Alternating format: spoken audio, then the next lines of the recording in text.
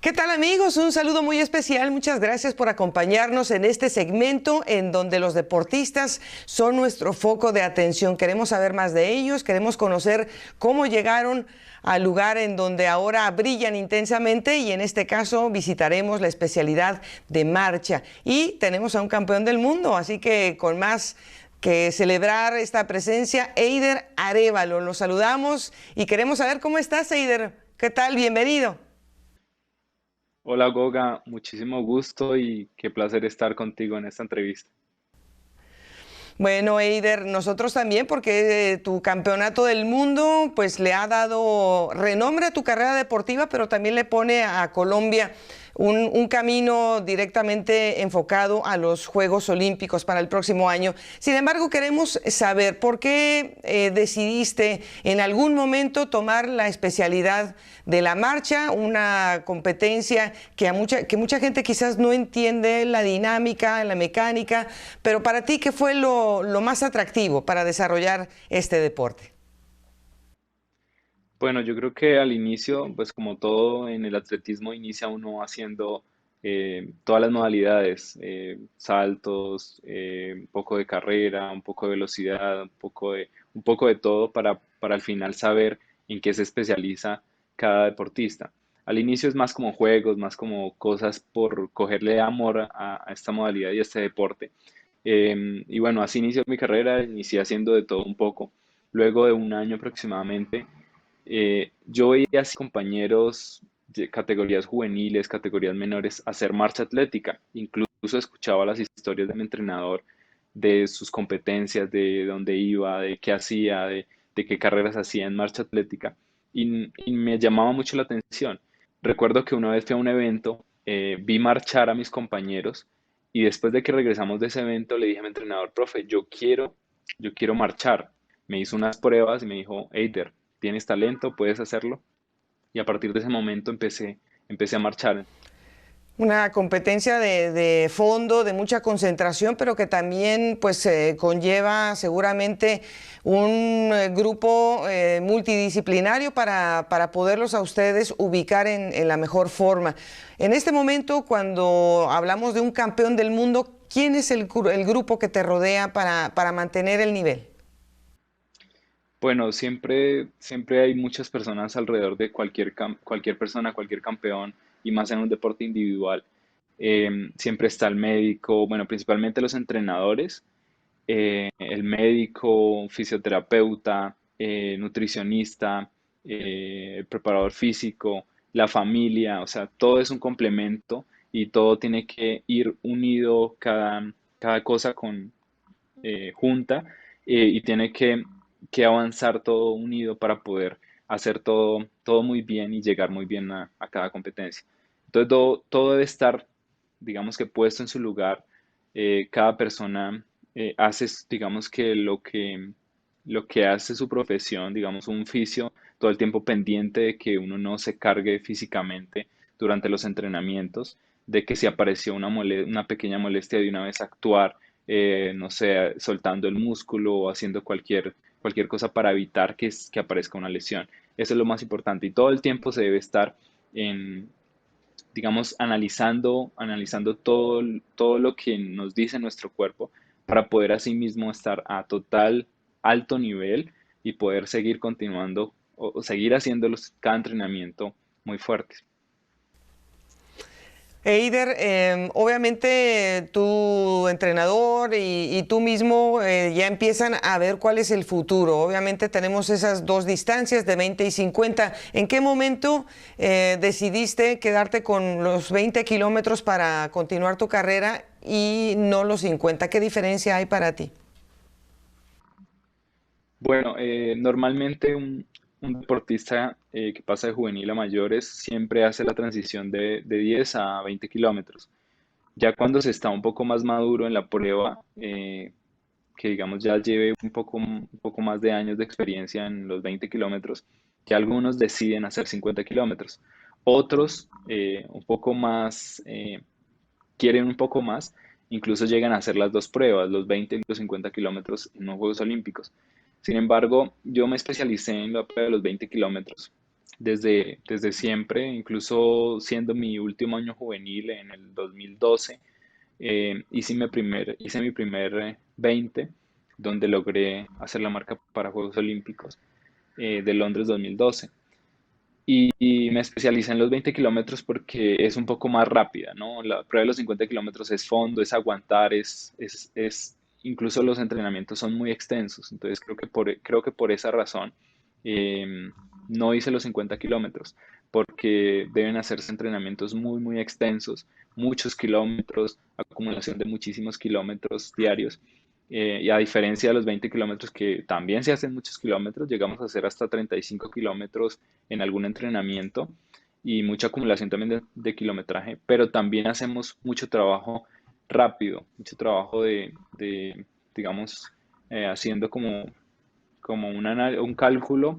Nosotros marchamos alrededor de 15 kilómetros por hora, 4 minutos por kilómetro, los 20 kilómetros completos, digamos que algunas veces al final se remata en 3:40, 3:38, que eso es un poco más rápido, casi que llegamos a los 17 kilómetros por hora.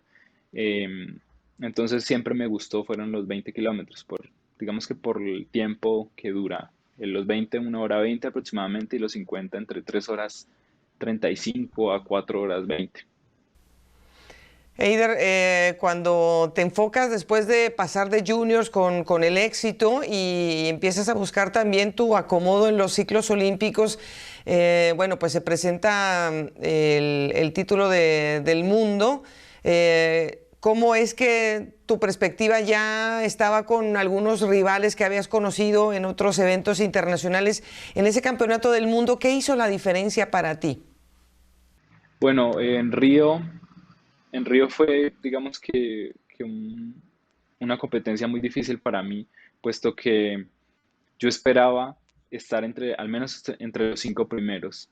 Venía de ser séptimo en el mundo en el 2015, tenía muy buenas sensaciones, y ese año, en el 2016, decía, bueno, llevamos muchos años, ya 4 años estando en la categoría mayores, 4 años donde queremos estar adelante, donde queremos lograr una medalla mundial, una medalla olímpica, y esta es la oportunidad. Sin embargo, en ese 2016 tuve muchos inconvenientes de salud y por ese motivo no llegué muy bien a Juegos Olímpicos y quedé en la 15ª posición. Entonces, me sentí muy triste, me sentí frustrado por tanto trabajo, por tanto que se estaba haciendo en ese momento, bueno, siempre, y no tener los resultados que se querían. Entonces, en ese momento me concentré muchísimo en enfocarme en el Mundial del 2017 y saber que podía lograr un resultado grande con total enfoque, con total tranquilidad, y pensando solamente en mejorar, hacer cada cosa mejor, que tanto lo físico, tanto lo mental, cada entrenamiento, cosa que hiciera, tenía que hacerlo mucho mejor que el día anterior. De la expectativa cuando llegaste a esos campeonatos en Londres, la situación en la que ya pues querías precisamente retomar lo que no se había podido conseguir en esos juegos. ¿Cómo pinta para ti llegando a Londres? ¿Cómo era tu sentimiento? ¿Cómo eran tus ganas para finalmente coronarte allá con una medalla de oro? Bueno, las ganas eran todas, ¿no? Yo lo que siempre quería, lo que siempre soñaba, era llegar a la meta con la bandera. Siempre fui muy reservado. Nunca decía en alguna entrevista como que no, yo voy a ser campeón mundial porque me siento así, así. No, nunca. Siempre fue como que dar lo mejor de mí y llegar muy bien a la competencia. Pero dentro de mí sabía que podía ser el rey de Inglaterra. Esa fue una técnica psicológica que utilizamos con mi psicóloga Ivonne Escobar, que solo lo sabía ella y yo. Voy a ser el rey de Inglaterra. Y era decir esa frase sabiendo que estaba en Inglaterra, íbamos a competir al Palacio de Buckingham, y, y era una frase entrenada de mucho tiempo atrás. Pensaba y me transformaba a ese frente del Palacio de Buckingham ganando la competencia. Entonces, esas fueron las ganas y creo que esa fue una de las grandes cosas que marcaron la diferencia en Londres 2017. Eider, pues uno entiende el dolor de una manera cuando está uno enfermo, pero ¿cómo es el dolor que ustedes sienten? ¿Qué sensaciones te causa el cuerpo cuando estás en ese límite al que tú tienes que enfrentarte y en muchos momentos superar?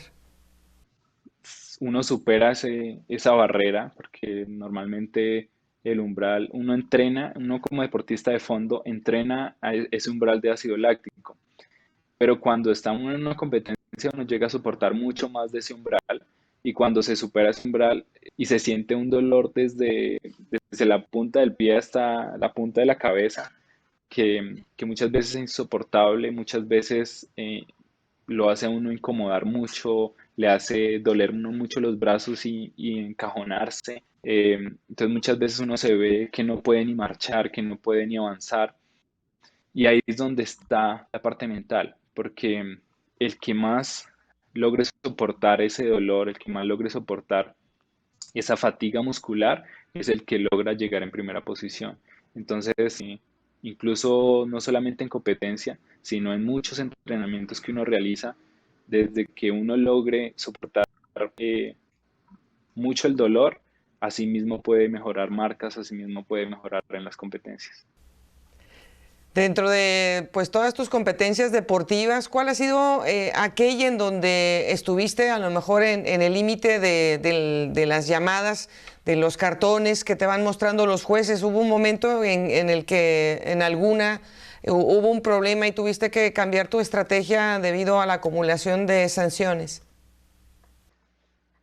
Bueno, más que, pues yo llegué a tener problemas técnicos en el 2014. Recuerdo que llegué a un mundial en Taikán, China, una Copa Mundo en Taikán, China. Eh, yo iba muy confiado. Recuerdo que llegamos esos últimos kilómetros y iba en la tercera posición.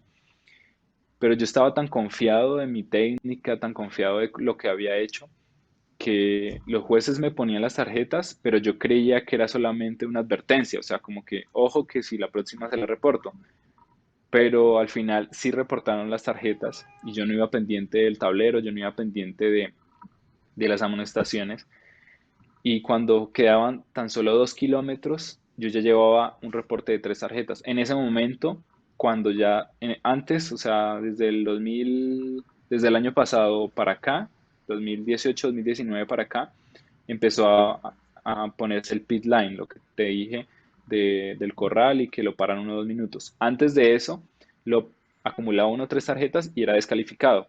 Entonces, en ese momento, cuando llegué al kilómetro 18, acumulé las 3 tarjetas y recuerdo tanto que yo iba llegando al kilómetro 19 cuando veo a un juez y me muestra la tarjeta roja. En ese momento, pues, se fue todo al piso, se iban las ilusiones de poder ganar una medalla mundial en ese momento por primera vez en categoría mayores. Y ahí, ese fue el momento como cúspide o el llamado a decir, oiga, tiene cosas que cambiar, tiene cosas que mejorar, así que ponga atención a lo que está haciendo y mejore las cosas que ha hecho hasta ahora. Entonces, en ese momento fue donde tuve como ese polo a tierra que me dijo, pare y mejore las cosas. Pero en sí, la pregunta que me hiciste, que haya tenido que replantear la situación por tarjetas, afortunadamente después de eso no me ha tenido que pasar. Bueno, pues es lógico que todos ustedes como atletas de élite tienen algunas crisis en su carrera y es momento de reajustar como tú bien dices.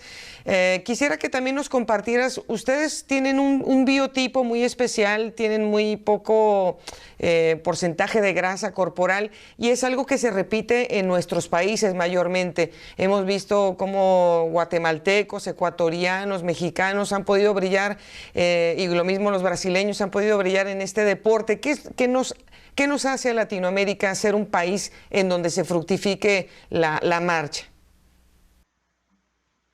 Bueno, yo creo que por la historia que hemos tenido aquí en Latinoamérica, aquí en Sudamérica, principalmente Yo creo que Jefferson Pérez fue bueno, los mexicanos, muchos mexicanos que fueron campeones olímpicos en el 80, en 84, muchos mexicanos que hicieron mucha historia y que son referencia para muchos. Incluso los rusos fueron a México a aprender de la marcha atlética de los mexicanos y de ahí ellos se fueron, continuaron con su proceso de aprendizaje de la marcha atlética en Rusia, y hoy en día Rusia es uno de los mejores países potencia en marcha atlética. Desafortunadamente ha sido volcado pues por el tema del doping y por ese motivo Rusia es uno de los países, bueno, está eh, bloqueado por el Comité Olímpico para ir a cualquier evento. Entonces, continuando la historia, creo que en Sudamérica también por la historia de Jefferson Pérez, que fue muchas veces campeón mundial, campeón olímpico, y por mi parte, él fue uno de los ejemplos que yo tuve, de los grandes ejemplos que yo tuve desde pequeño y que he tenido y que me sigue inspirando como atleta. Y era verlo competir, ver esas ganas que tenía siempre de ser el mejor. Recuerdo tanto en el 2008, viendo los Juegos Olímpicos de Beijing, yo grababa la competencia en el televisor, recordando esa prueba que él hacía en los 20 kilómetros, donde fue segundo, donde le ganó un ruso. Y entonces yo creo que la inspiración siempre ha sido por los atletas que han obtenido esos grandes resultados en Latinoamérica y que esos son el ejemplo para muchos de nosotros. Y en tema de biotipo, pues creo que tenemos muy buenas condiciones, en realidad para todo, ¿no? Me parece que para todo tenemos condiciones. Pero en marcha atlética hay mucho talento. En Ecuador, pues por Jefferson Pérez, en Brasil, pues ha venido mejorando muchísimo la marcha atlética.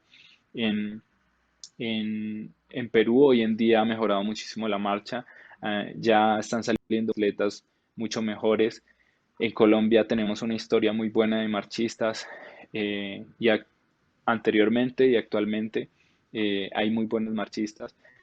México siempre ha sido historia, México siempre ha hecho grandes hazañas, grandes cosas en la marcha atlética, y creo que por eso pues sigue como la bola de nieve de la marcha atlética en Latinoamérica. Bueno, pues tiene los resultados que avalan exactamente esa calidad, tu dedicación.